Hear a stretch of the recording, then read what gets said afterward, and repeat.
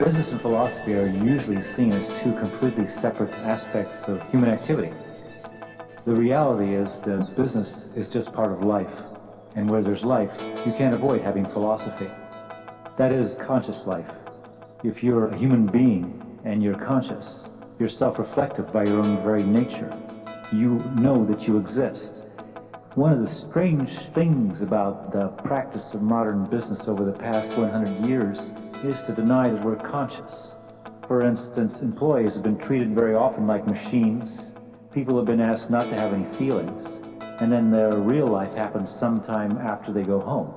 So philosophy and business are very, very connected in the sense that business is life. And because business is life, perhaps the most important part of life nowadays, it needs to be informed by the kind of discipline and thinking that philosophy brings to the table. What is philosophy? Philosophy is traditionally defined as the love of wisdom. So if you think about business and philosophy in the same breath, what you're really asking about is, what is it to practice and do business in our lives in a way that's wise and sustainable? One of the most difficult things that most businessmen have is the feeling that life and business is out of control. Many people live their business lives with the fiction that they can control reality. Up until very recently, that seemed to work because there wasn't that much change going on in the world. So philosophy took a very, very kind of backseat approach, perhaps a mission statement every few years to kind of give the company some guidance as to what direction it's going into.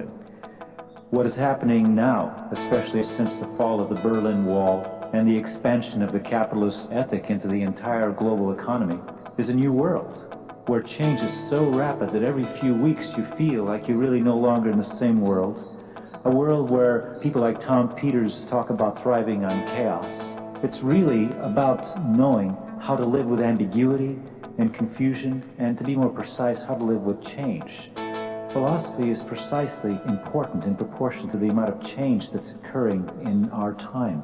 Our time is so rife with change right now. It's like the time of Athens in Greece, when Athens was becoming an unstable empire and didn't know whether they were going to go on forever. And philosophy became very important at that time. I believe that was around the time when Socrates became well known. We're here in that kind of change right now. And the philosophical temperament is not about being ambiguous or airy-fairy or anything like that. It's about being very practical, about how to be open-minded, about how to be realistic, and about how to deal with changes that are happening very rapidly. When we look at human life as it really is, there's birth, conflict, death. When we look at business as it really is nowadays, we see new markets rising and falling very, very rapidly. I think some people have a very false conception about what philosophy and philosophers are supposed to do. If you look at it as an academic thing of withdrawal from the world, I don't call that philosophy. I don't call that the love of wisdom. Wisdom has something to do with the art of living, and the art of living has a lot to do with how to face the changes that keep coming at us all the time.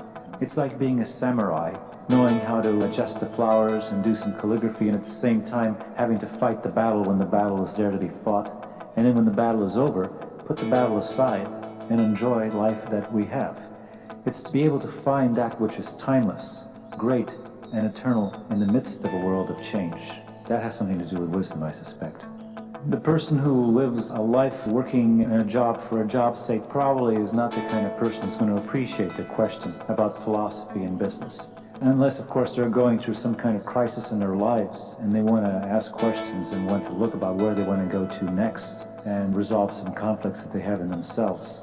I suspect the people who have the greatest need for the marriage of philosophy and business are owners of businesses, entrepreneurs, executives who are right there in the middle of all the confusing changes which are coming upon us and dealing with forces which they or any of us have very little understanding of.